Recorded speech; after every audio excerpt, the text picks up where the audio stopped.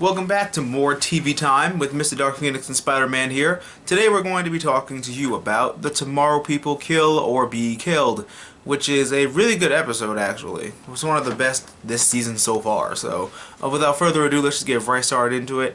Our past brings to light our trust and anger issues, in which case I just have to apologize, 'cause I just thought you was being a B-word the whole season for no reason, and then your past gives you reason to act so tough and so hard and just, damn, I'm sorry. I'll never make that mistake until I see another episode again. Unless somebody else gives me reason not to hate them. Except for Jedediah. I kind of don't like him. Nothing's going to change unless he does something like monumentally good for the Tommorrow People, but as of now, no. Don't like him at all. So we're going to move on past that. The inability to kill can really be a pain sometimes, because you're going to go right in for that, and then that mutation that stops you from being able to do it just gets in the way, which is a really good twist actually on their people, because then it's like if they can't kill, then they're not a threat until they learn how to basically turn that switch off. It's basically like their humanity almost. So I feel like not being able to kill is their one last step towards or backwards towards the humanity until it gets turned off, and then you can just kill whoever you want to. So in that respect, they can seem dangerous, but I'm not sure they really seem that dangerous. So it all depends on the wielder, not the accusation of what you think they're capable of before they can do it. An ex-operative comes back, and damn, he's good. Like, he's just as good as our main character. The other one, not the main one whose face is all over the stuff, but he's just as good as our other Tommorrow person. And with the skills and with the way he's been fighting, he might turn him into a yesterday person. I know I made the lame joke. It was Spider-Man's idea. You hear him object. See? It was his idea. Unless you like it, then it was my idea.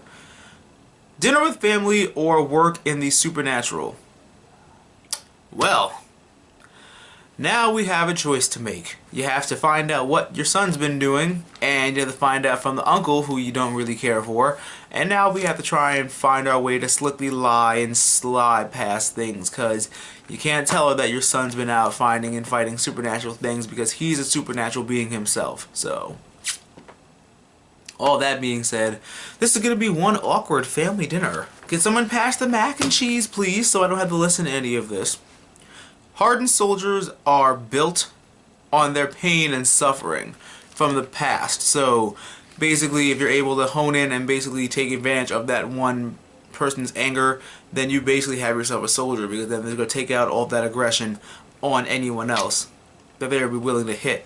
And again, the inability to kill really does come in handy sometimes, because there would have been really bad consequences for it. Like, I just can't think of something else to say other than it's probably maybe a good thing they can't kill yet until they learn how to turn it off, or until you're properly trained to.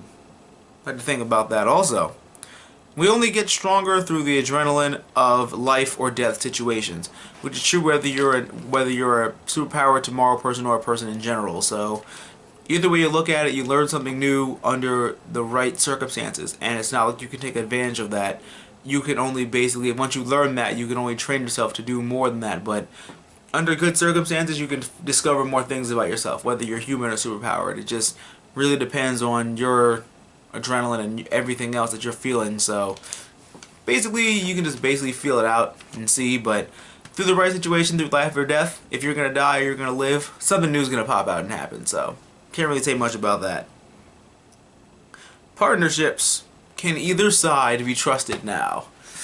It seems like, you went back to your old tricks. You can't really not really outsmart your apprentice of sorts, because you taught them everything they know, which is what you know, and they think like you. So just to be able to say that I can outsmart you is an understatement, because they know everything that you do. They know your plans, they know how you think, they know how you do everything. So you really can't outsmart your apprentice, really. So there's really no point. So it seems like one side in that respect can't really be trusted, because now it's like, I know what you're going to do, I know you're going to try and screw me over, but we're going to try and screw you over in the longer run to see if we can win this and eventually win this war and be able to go topside and be able to interact with the humans.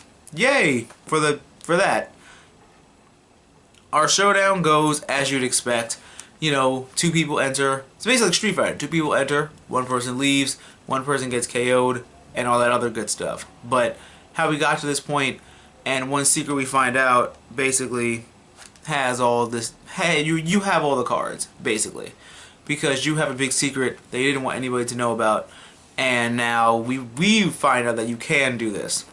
So was it either trained out of you or did you not have it? So that's answering a bigger question of whether it can be trained out of you. If that's just is this a mutation really that you can just basically turn on and off at will, or basically once it's turned off you can never turn it back on again. So that's gonna be something interesting to go about for the rest of the series, because if it can be trained, then their soldier idea really seems to work out now, doesn't it?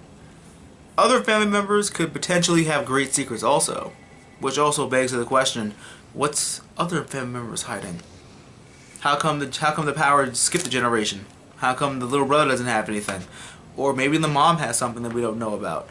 Maybe Jedediah's got something we don't know about. But this family's pretty weird, if I may say so, because it seems like he's the only one with the powers, but I think something else could happen. I think their dad must have done something, or the Messiah of the Tommorrow People is amongst one of them, and obviously we can all think it's Steven, but what happens if he gets captured? You know, like maybe the brother will help, but the mom will do something, or the dad will come back. But something about this family seems a little bit off. So, not off really, but more like something about this family seems... We need more research. We need more episodes. This needs to come out more often. But here we are back again with another episode of the Tommorrow People. We've had Kill or Be Killed. Thank you guys so much for tuning into the Tommorrow People, and thank you guys so much for tuning into me and Spider-Man talk about it. So, if you could, just give me a big thumbs up and comment what you like about the show and all that good stuff. We can talk about it here, and all my other social links will be in the down bar below. But I'm going to go. Thank you guys so much for tuning in. Don't forget to comment, rate, and subscribe, and tune in for more of the Tommorrow People. And always remember to geek out and enjoy your lives. Thank you so much, everybody.